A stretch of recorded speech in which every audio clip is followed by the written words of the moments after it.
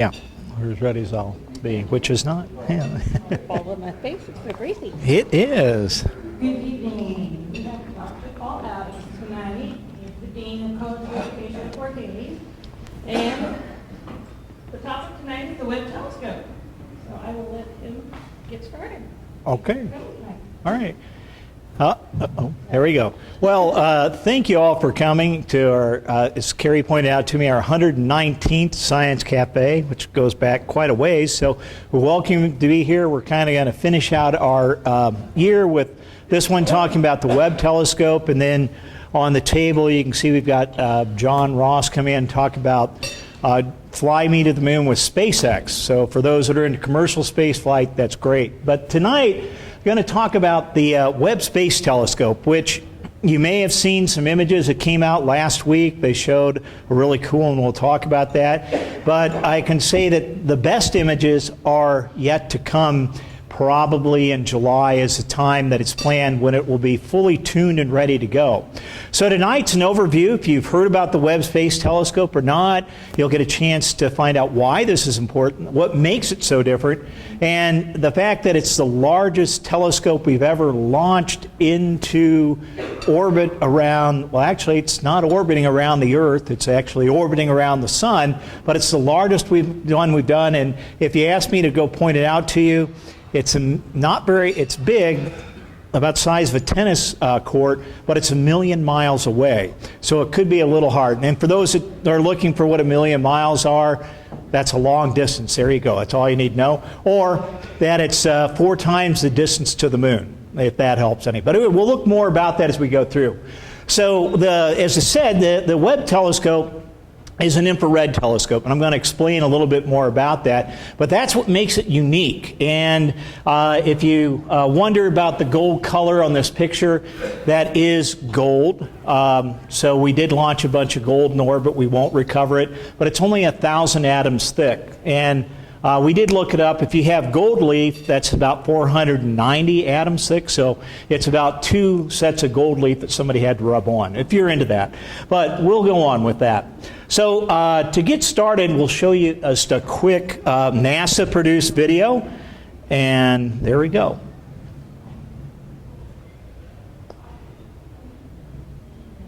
There we go.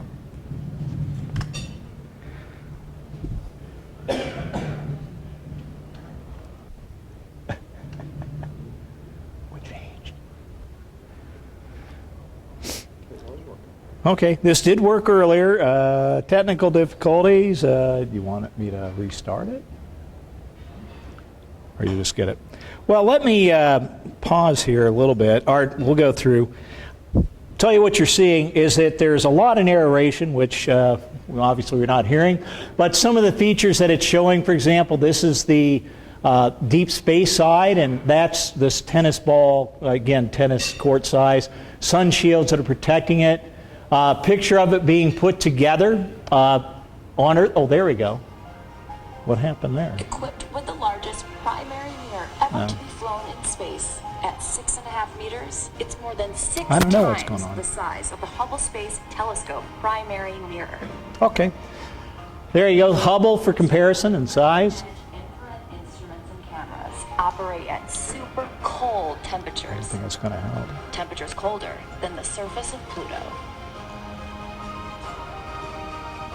Getting this cold is done with the help of the largest sun shield ever flown. A 5-layer, tennis court-sized sun shield that blocks heat from the sun, Earth, and moon.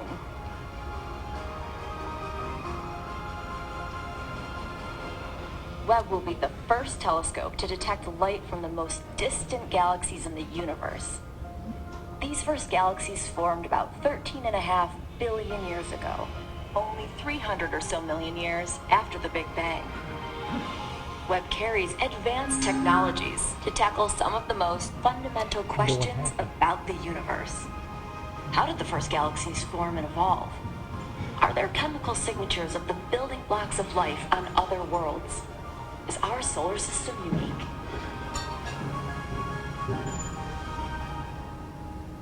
Launching such a large telescope into space is an incredible engineering challenge. Fully deployed, Webb is too large to fit inside any rocket fairing. Engineers designed it to be folded, like origami, to Oh, I should have done that. Sorry. Just unplug that. Okay. We'll just do it this way. After launch, controllers on the ground deploy Webb remotely. Deployment is an intricate ballet. For nearly 3 weeks, controllers carefully unfold Webb. After this delicate dance, Webb's golden mirrors are precisely aligned using motors behind each hexagonal mirror segment, adjusting them to form one perfect mirror. Once the instruments are fully cooled, the exploration will begin. Webb is a technological challenge like no other, born of the efforts of thousands of people across the United States, Canada, and Europe. The James Webb Space Telescope is your telescope. Use it to explore, to challenge theories, to see sights yet unseen. It's yours to unfold the beauty and mystery in the universe and our place in it. Okay. Thanks. Well, you got, well, I'll show you a place later you can go and actually watch this video with all the narration. But some of the key things you saw there is that this is a big scope. And it was launched different, and you may have seen it showed a little rocket taking off. It wasn't launched in the United States. It was part of the European Space Agency and the Canadian Space Agency, and it was launched from French Guiana. So, you know, you can imagine that in your travel form. I got to go down to the tropics and launch a rocket, but it's not unheard of on an Ariane rocket because they get a boost from the rotation of the Earth to help kick it up into high orbit. And that's really part of this, is that it is in a very high orbit around the sun, not around the Earth, which we'll come back to. And in terms of its size, it says it's big, and that is an interesting thing. How many have done origami? A couple of you, right? So, you know, with origami, yeah, there you go, you can do it. You can make flying swans, you can make cups, you can make whatever, I don't know. My daughter likes to do a lot of origami, but you have to picture something that's larger, you know, something about 20 feet across that had to be folded in to fit within a little fairing of a rocket because it had to get up there. And it's not the problem so much you could always fold something up, take a paper ball and crumple it up, but the thing is you have to uncrumple it and it has to deploy right. And that's actually what happened from the launch until, actually it's going perfectly. One of the, I mean it really has, is they had to unfold it and have it deploy and get all the way through. And it's done all of that, and that's really cool. And of course, instead of the Hubble Space Telescope, where it was one mirror, it's many mirrors. And all of them have little actuators in the back to adjust them, which is good because then it can actually point the infrared light that it collects to different instruments. And so, again, a pretty good feat. The one thing, how many were around for the Hubble? Okay. I hate to tell you, there are fewer of us all the time, but, you know, for those that know. But in the Hubble telescope, it was supposed to be serviceable, and it was, and we did. And I remember one of my office partner using Hubble data and having to mathematically correct for the mistake that was made in construction. There is no going to this particular telescope. It's 1 million miles away. It's up there. It works. If it breaks, you can't call up the computer tech and say, I need you to fix it. It breaks. But it's meant to be up there 5 years, although there's enough fuel to keep it 10 years. But we'll come back and answer some of those questions. So part of this is, why do we even invest in this? Because it's started back in about 2012, so you've got a 10-year development period. This just didn't happen and they built it in the last year. Started over 10 years ago to do it. So why are we studying this light? And it's optimized to only look at infrared, so it's not going to look at the visible light. And we'll explain that a little bit. And what are we going to be doing with it, and a little bit more about the scope. So in terms about this particular scope, about how did it come to be, Part of it is that we began all the way back in 2003 to begin to look out into the Earth, to use telescopes that had to be above the Earth. Because we've got Earth-based telescopes, and before I forget, Saturday, April 9th, I think that's a Saturday, I hope it is, look for information. The Fort Hays Astronomy Club will be doing a public open house, so I've done a shameful advertisement there. I'll be there to help, and Jack Maceberg, actually, Professor Maceberg in the physics department, contacted me and said, Paul, we ought to do a public program. I go, okay, Jack. So thank Jack Maceberg over in the physics department doing it. But we can look in the Earth and we can look there. But the Earth has a lot of problems. The sky is, although the skies are not cloudy all day in Kansas, but they are most of the time in other places.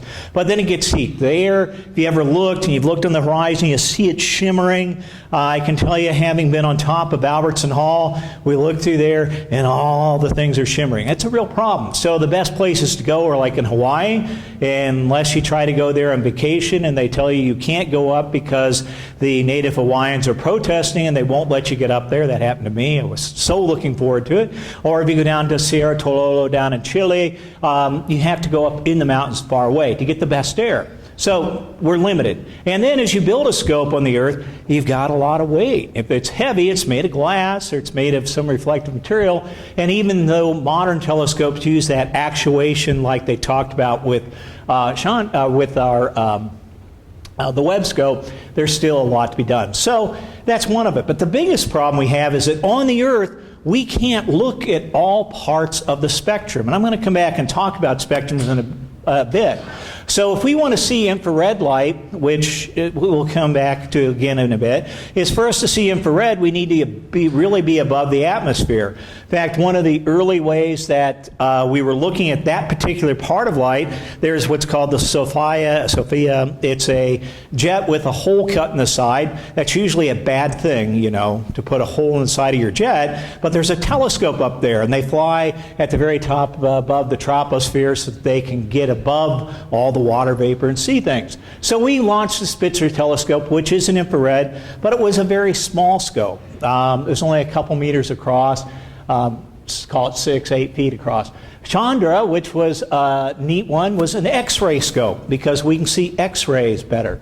And then finally Hubble, the one that we all know and love affectionately in 1990 to now, which is really cool, was able to look in the visible and ultraviolet and infrared. So all of these scopes tell us different things, and they all have given us different views of the universe.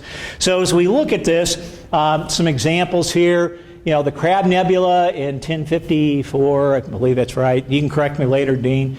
Chinese observed the fact that there was a supernova explosion. Wow, but of course they thought that meant super new star. Well, it turns out when we started looking at it with the X-ray telescopes, no, that's actually not a new star, that's a dead star.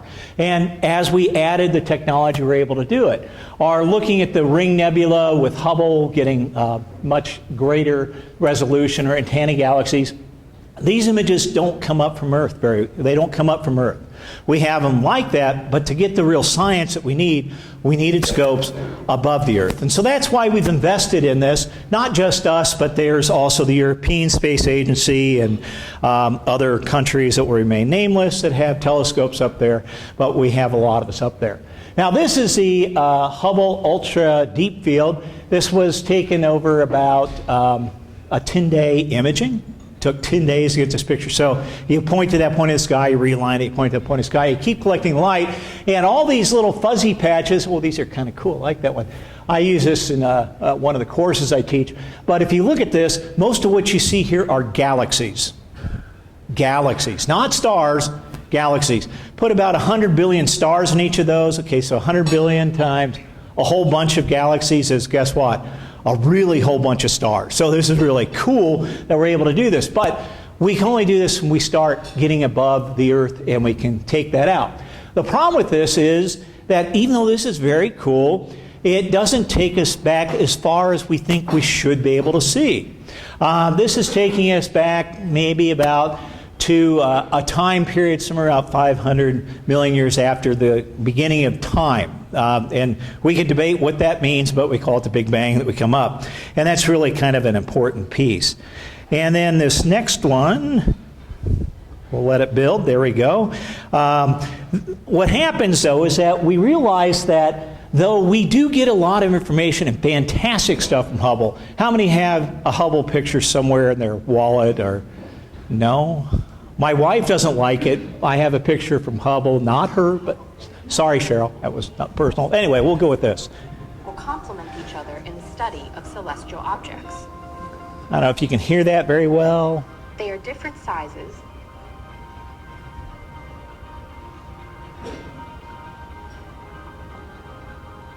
will be at different locations,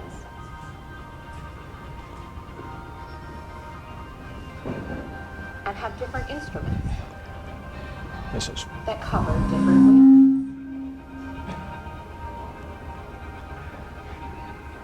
But together, they will help answer some of the most fundamental and inspirational questions that we have about our universe.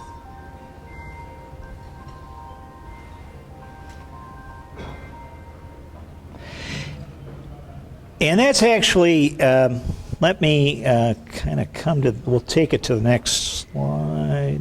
Oh, I forgot. I have to come back here, don't I? There we go. The key thing that you saw there, and that's why I showed you that little video, it's a YouTube video, so go look for it, get the sound, is that it showed you the main difference between the Hubble and what the Webb can do.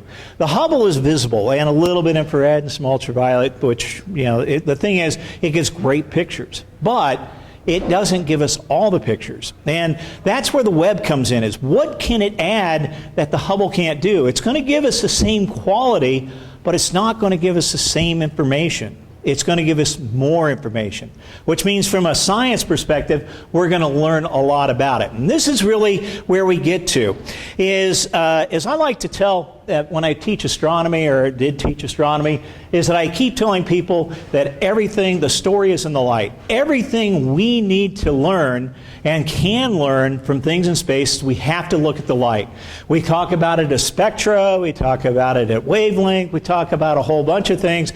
If you want to take astronomy, sign up for my class or Dr. Maceberg's or whatever, and I'll tell you all about it. But the key thing is, the only thing we've got is the light. And that's what these telescopes do. They help us gather the light, but they also help us gather the light for the wavelength of question. So I keep coming back and I say, you know, we talk about this infrared light. That's what the Webb gives us. It gives us a whole different way of looking at the world. This is visible. Lovely meerkats. I'm sorry. I know this is biology, but this is really astronomy, but, you know, it's okay. It's all right. There's meerkats and there's a crocodile. Now, that's taken with visible light, but imagine if you could take it with infrared light. Now, infrared, to give you a sense, visible is what we see, although we have good receptors because we can feel, you know, we see things, we can see it, or sometimes we see things a little bit glowing in the far red. But this is a picture of meerkat with using infrared. It's beyond our visible. It's farther than the red light. And so the red of this jacket or the red of your clothing, it's beyond that. Infrared, so it goes beyond that. But if you take a picture of meerkats, meerkats are pretty active animals, and they radiate a lot of energy away in the infrared. So if you were a snake, this is great because meerkats become target food. Snakes see very well in infrared, and so they know what food they like to look at, or they can see the footprints. The footprints will be left behind. So that's very cool. Now this crocodile. Oh, what do you remember about crocodiles? I know it's astronomy, but what do you remember about crocodiles? They're what? Cold-blooded. So guess what? They're cold-blooded. They look kind of like the rest of their surroundings. They don't stand out. Mammals, warm-blooded, and they radiate heat. And this is really, radiate actually infrared. And this is where this comes down to at the telescopes. We have this band right in here, beyond the visible light, that the James Webb Space Telescope is specializing in. Now, the Spitzer telescope, which was earlier, was smaller. Remember, this is about 6.2 meters. It's about 2 meters. That was much smaller. I don't remember the exact size. But even though it could see there, and I'll show you why we say it was good, but it wasn't good enough. I've got a picture here that will show you that. But we get this band here that we don't get with the Hubble. So what we're beginning to collect, and this is where Chandra was over there, and we have UV telescopes. We have visible telescopes, which are really good. Radio telescopes are good on the Earth, although we did lose Arecibo. How many were crying over that? Dean, it's just you and me, man, I'll tell you. Way to go. Arecibo is in Puerto Rico, is a big radio telescope. So sad. I got to see it at least before it collapsed. Although, watch contact, and you'll see, what's her name? Jamie, oh well, whatever. Jodie Foster climbing underneath it. That really is a picture of it. But, oh yeah, there was. Let's stop there. We'll stop there. We're not going to do movies tonight. But James Webb Space Telescope, this is what it gives us, is this particular part. It's beyond what we can see, but it's designed to see it. And that's where we're coming at. Now, to give you an idea of what the difference is, this is a picture. It's called the Pillars of God, is what this is sometimes referred to, because it is so beautiful. And it's a star-forming region, and it's very cool. Invisible light. Now, if you turn up and do a little infrared, near infrared, change where you collect the light, well, all of a sudden you find out that there was a lot of dust here. We can see through the dust because the dust doesn't touch or doesn't scatter the long wavelength light, and so we can see it. And this is a Spitzer image, and if you look at the Spitzer image, you notice it's kind of fuzzy. We can say something about it. It's a little bit better on my screen, but it's fuzzy. If we take the picture, and they will, NASA will, we're going to see this in so much more detail than this, because this is where it's optimized.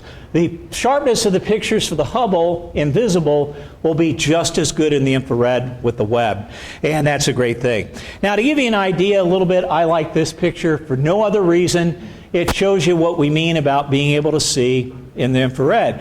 Here's a guy, visible picture, hand hidden away. Who knows what he's doing in that plastic bag? That's not safe. Don't do it. Don't put it over your head, whatever. But if you look here, it's just his arm. And in the infrared, that plastic is invisible for effectively. This is what it's like with the dust. The dust will vanish. It's not going to vanish, I shouldn't say that. It's just that the light will transmit through there. And if you want to know more, you can ask, but it has to do with scattering and wavelength scattering across the bands for the dust. But the visible light gets scattered out, which is why it glows so brightly in the visible. But the infrared, far red, beyond the visible, will transmit through. And that's what we get. And as I said, the Spitzer, it was only about 0.6 of a meter square of its area, whereas you've got the James Webb is going to be 25. So the James Webb is just going to collect so much more light and enable us to do it. And so that's what we're going to be able to do. That's its biggest advantage, is that it's optimized to do it. Now, there is one reason it is, and this is a part, how many like precious metals like gold? And are thinking, who wasted the money to send that into space? Because it's never coming home. I got to tell you that. We've just given it to the universe. We're going to return it to the stars where it was made. It's because gold, surprisingly, reflects infrared very well. So you might touch your gold rings and say, now, how's that feel different than diamond? My wife did complain to me. Sorry, Cheryl, admit. She said, I wouldn't know what a diamond feels like. So, just warning you all, Mother's Day's coming.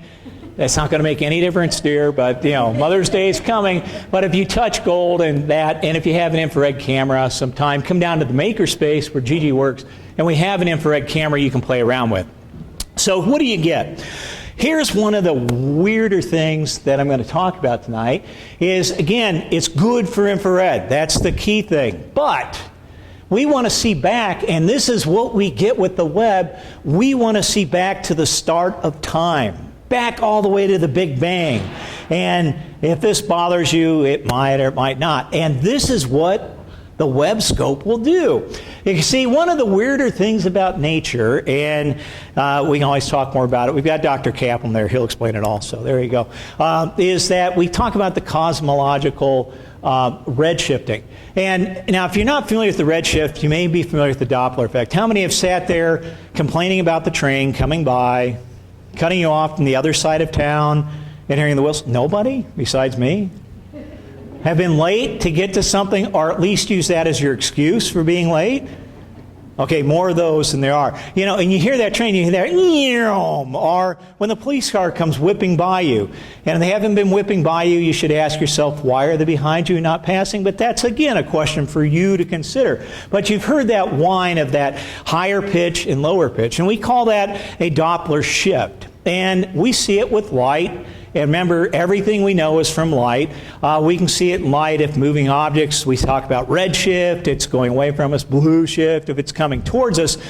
But what the Hubble, or the Webb will do, and the Webb's limit is all the way down here to some of the very first stars, we believe that we're going to see something new we've never seen before, is that space itself causes what's called a cosmological redshift, which means it looks like, and I forgot to bring my balloon, but if you take and mark things on a balloon, you blow it up, you notice everything spreads out.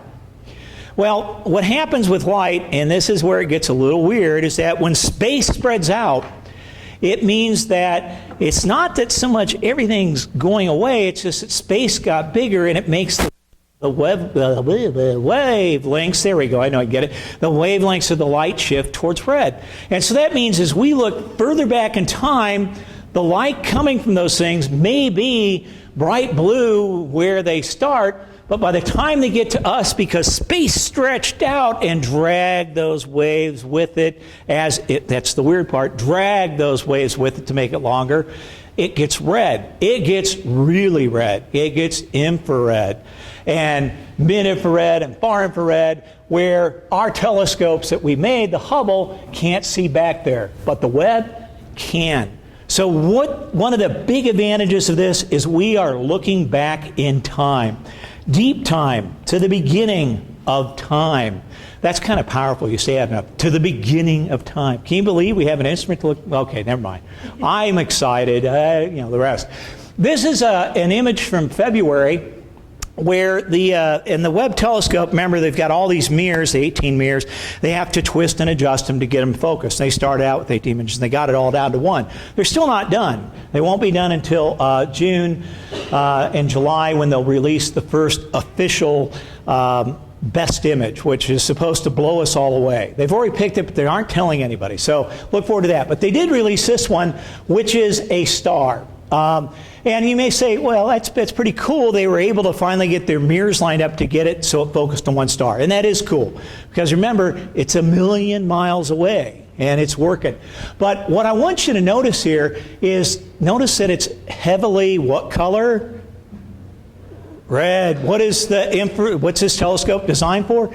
Infrared, some of the visible red. Okay. But what's really fascinating is if you look at these elongated, stretched out objects all around here, those aren't stars.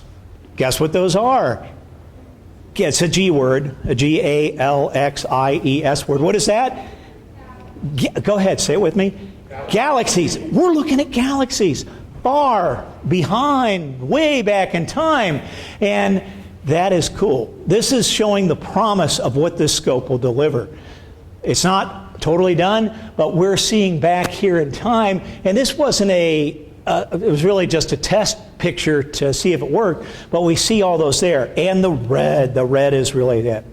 So, as we said, the big thing we're going to get out of this is discovering the very first galaxies. We're looking back, and this is one of the things I always liked about astronomy is a study of history, because everything we look at already happened.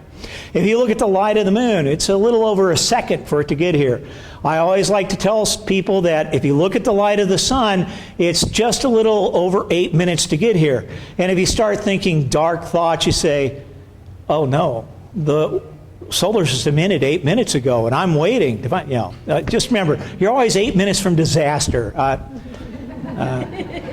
I'm a very optimistic person, so, but we have a few billion years, don't worry. I wouldn't worry about it much, but, just read a science fiction book okay. But anyway, we are going to look at the first galaxies. We're going to look at galaxies forming, and that is cool. We've never, ever been able to do it before. We're going to look and take apart black holes. Now, the reason we can do that is because, remember, dust is part of it's basically in the infrared. The dust does a lot of reflected light, and it's kind of a warmer type of object, or rather, yeah, actually a cool, well, anyway, warmer type of object, so it's not going to be there. But when we start looking at black holes, we'll be able to look back at time, and what we're really looking for is to see if a black hole precedes the formation of a galaxy, or if a galaxy forms, then you get black holes. Now, for those that aren't too concerned about that, that's a big question. We don't know what came first, the black hole or the galaxy, or the chicken or the egg. I don't know if you want to call them that, but that's kind of a cool thing. And we can look at quasars. Quasars are very active galaxies that go back in time, and we're going to be able to take it apart because we can take it apart because the dust isn't going to obscure it. And this is Sagittarius A, which is one that we believe is a black hole, and we'll be able to take a look at that. We're going to be able to look at how stars form, live, and die. Remember, we talked about the dust becomes invisible, and I think this is called, what is this called again? This one is Mystic Mountain, is the particular formation. You got to come up with cool names, right? If you're up all night looking at the sky, you say, oh, that's cool, that looks like a guy, whatever, I'll stop there. Used to run the observatory a lot more. But what we have is visible light. Take that off and look at all the stars that are forming. Now, we can look and see what's happening with that. But this is infrared. This is still a Hubble. But take this, go further back, eliminate almost all this dust, and then improve the magnification and improve the imagery. We're going to be able to say, wow, I didn't know that was happening. We don't know. There's so much to be learned. Molecules in star-forming regions, that's of course always a part. But we're not just going to limit ourselves there because of the temperatures of our planets in our solar system. We're going to be able to look at things. Now, this is actually a picture of Jupiter in infrared. It doesn't look like the pretty colored swirly things, but it's pretty colored swirly things in looking at the infrared. But we can study cloud patterns. We'll look at Mars. Again, we keep looking at Mars. We'll look at the outer planets of our own solar system because we can focus on that. And then going a little bit further out, one of the things that we're going to be able to do is to look at other planets rather. How many were excited by the news that NASA released? They found they confirmed their 5,000th exoplanet. More you people need to read astronomy stuff. I got to tell you, no, this is pretty exciting. 5,000 exoplanets. When I was going to school back in I took my first astronomy course, probably 1979. I was really young then or something like that. And I remember we had 9 planets. Wow, that was exciting. Yeah, we don't have 9 planets. Exoplanets didn't do it. Astronomy book was about that thick. That is now. Now, astronomy books are this thick. We have exoplanets. We have dwarf planets. We have all sorts of stuff we never knew before. But we have 5,000 exoplanets. It's just amazing to me. And we have still missions going on right now. They're flying out there looking to find more planets. But there's something unique that's going to happen with this scope. One, with the infrared, because the temperature of the planets that are about the size of Uranus, that are far enough away from the star, and this is a picture, they use what's called a chronograph, and it actually obscures the light from the star. But the star is too warm to affect the infrared part. Remember, we're always looking colder things, very cold things. But we're going to be able to look at these planets and be able to find more or confirm more. Well, that in itself is pretty cool. We'll be able to look at planets that we can do 2 things. We can either directly image them, so it's possible we'll get a picture of some exoplanets with this particular scope, or we're going to begin to look at these transiting exoplanets. Just means that the light of a star dims and brightens as it goes across, which is kind of exciting.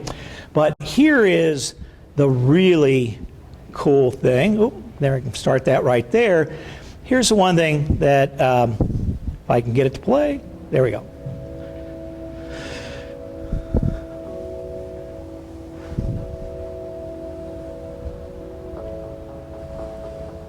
Well, actually, this one's all music, so don't worry. Read the words, don't listen to it.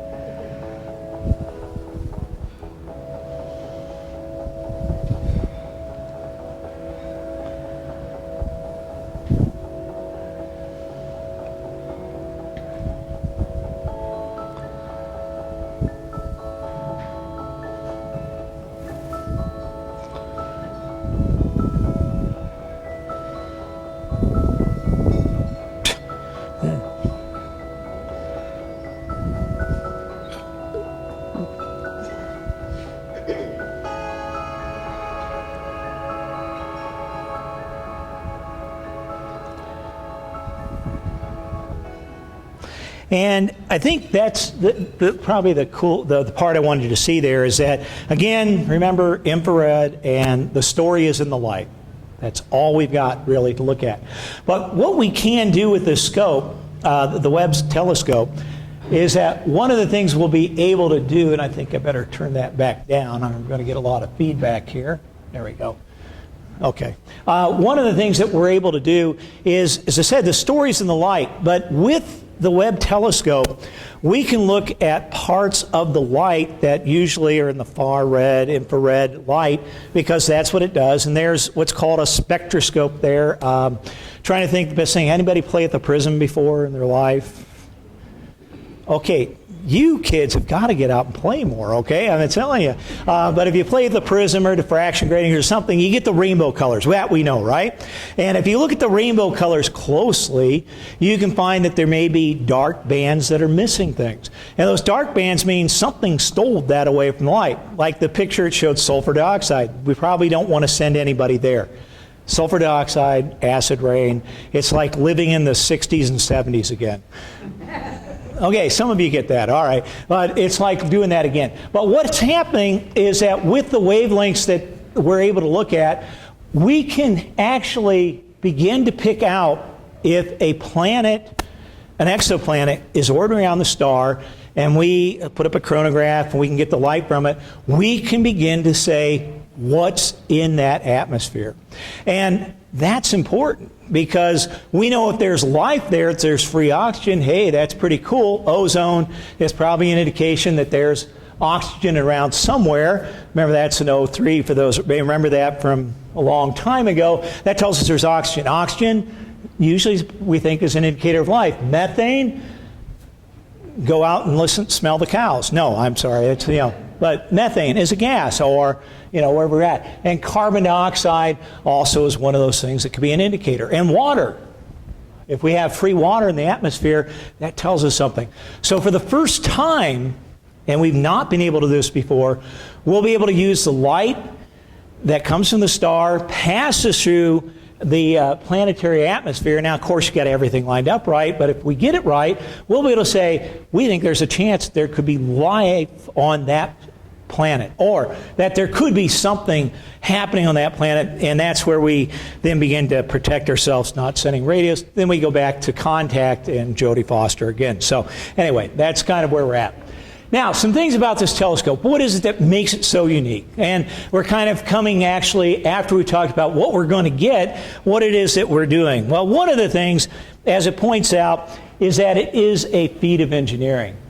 Again, think about this. We said it's about 18.2 feet across. It's huge across there, but it got folded down to something about this size and put inside a rocket, then transported by ship all the way down to French Guiana, put on a rocket, launched up, and then somehow or the other made it to this special place in space where it's at that I'll talk about in a second.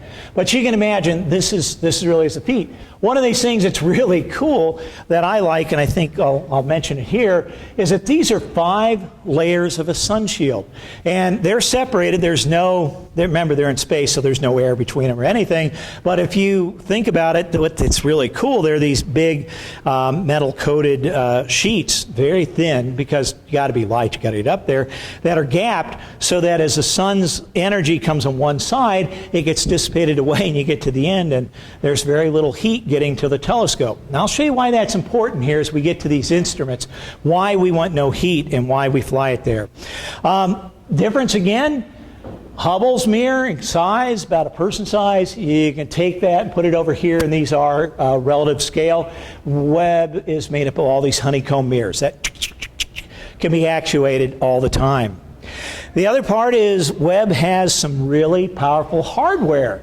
They have near-infrared spectroscopy. Notice everything's infrared. Near-infrared imager and slitless spectrograph, near-infrared camera, bin-infrared instrument, and all of these things are critical to looking at it, to looking out there, because we don't have anything like that. There's nothing else like this up there, at least by humans from Earth. Now, I won't say there aren't others, but that's a different topic and a different presentation.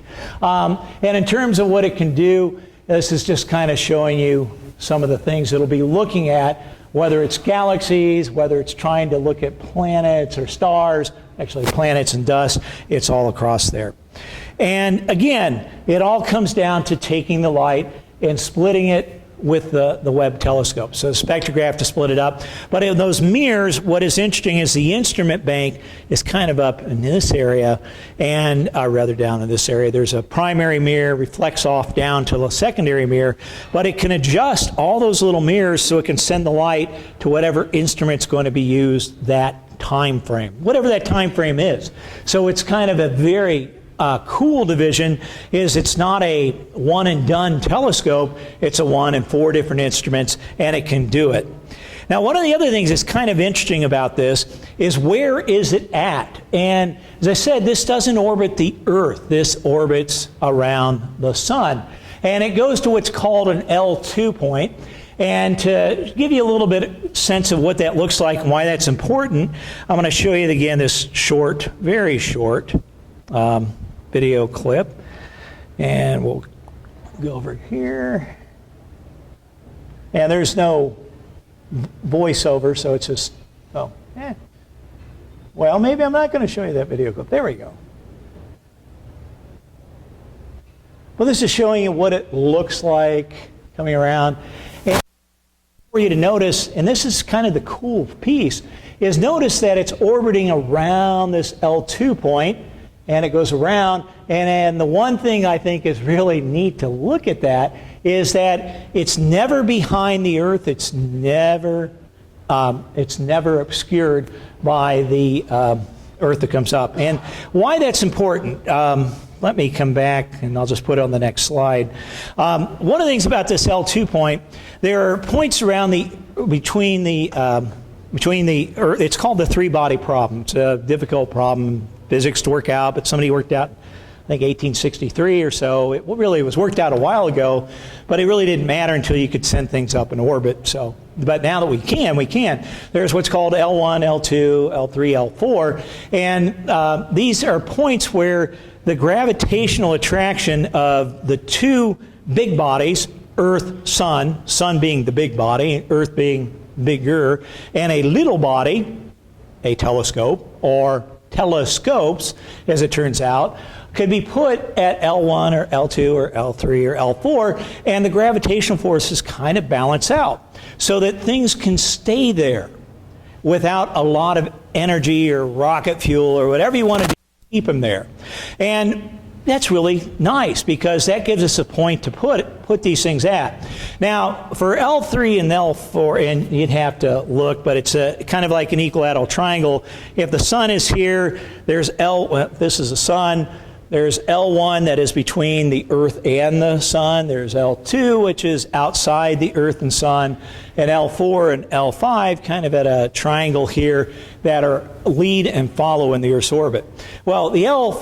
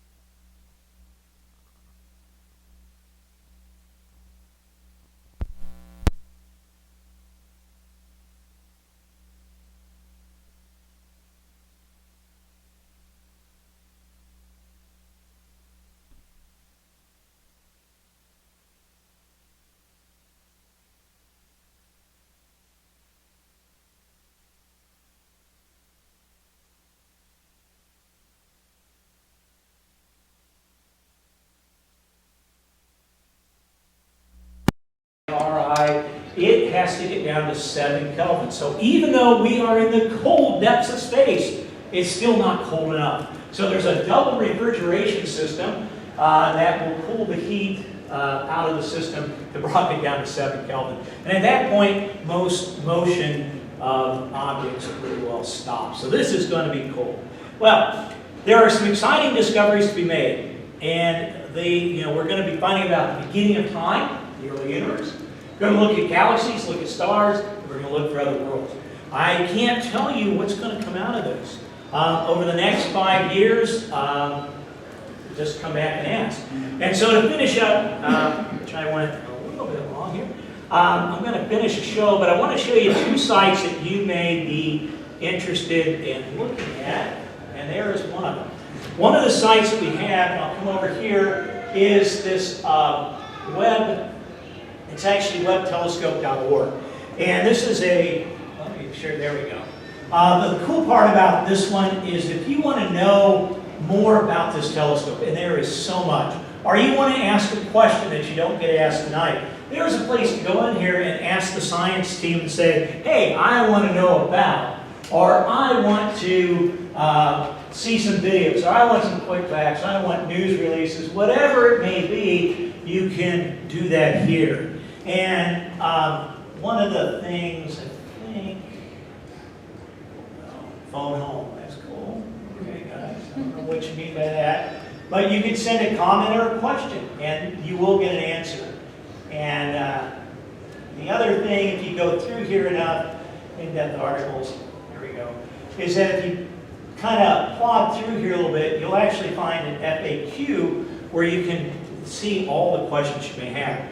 The other site, just to share with you, because I don't know why, and SS2, one is by the science team, but this one is kind of interesting. This is directly from NASA. And if you wonder what's happening right now, events, let's go here. Where is Webb? Well, that's probably good. I hope it's up in space, hasn't been stolen. But here is where it's at in terms of its deployment. So we're all the way over here at step 6. We're still trying to cool some stuff down, final corrections. And these are plus launch dates. December 25th is the launch date for French Guiana. So all these come up. But one of the things about this is you can see what the temperatures are. We're still not quite cold enough for everything. And notice that here it talks about we're still cooling down. That one has to get to 7 Kelvin, which is very cold. And on this, though, you can see the hot side, 126 Fahrenheit, part of it's 57. And on the cold side, some of it's at negative 382, some is negative 394 Fahrenheit. You can change the measure to whatever you want if you go in with it. But if you look at this, this is really something, is that you're getting data. Now this is only updated once a day, but if you're interested in updating, you can do it. The other part, let me look here, here we go. In case you say, okay, I want to know where it really is. Come on, work for me. Okay, maybe it's not going to work. Oh, there it is. It didn't work for me. Down here, I want to be careful, is, here we go. And there, I want to do it that way. No, I don't want to do it that way. Well, anyway. Let me bring it back up. I'm trying to handle this screen and that screen. I don't want to do that. Okay, where is Webb? Let's go there. And get temperature, the Webb in the 3D solar system, and I think, there we go. Here is, oh, there you go. Kind of, oh, I gotta be careful as I drag on that, it's gonna drag it all around. But it shows you where it's at in space relative to everything else. So this gives you a sense of it. And by the way, if you say, well, the Webb, that's kind of cool, but I want to know where Voyager is, or Voyager, if you're a Star Trek fan. If you go here, you can find out where it is relative to the solar system. It's not here. Even though this is 1,000,000 miles away, Voyager's a whole heck of a lot further. But you can put in any satellite to do it. This is called NASA's Eyes on Space, and it comes up here. But that's it. It's keeping yourself oriented and going around. Okay, well, I'll open it up to questions. And I talk a lot. If you knew my frustration, my PowerPoint slide program was lost about 45 minutes before this presentation. We got it back. Well, we didn't get it back. I recreated it from memory, so here's where we're at. So now you can ask me questions, see how good my memory really is. Okay, no questions. Is there a chance that comments can join? Actually, probably, I mean, there's always a chance to come to, but that's usually not a commentary format we get. They're mostly further away than that. But could it happen? Yeah. Could an asteroid strayly come by and take it out? Yeah. Could aliens put it on the spacecraft? Yeah. But the chances are probably not. It's a pretty safe zone that we have it. But anything can happen. Oh, there's Halley's Comet right now. It just has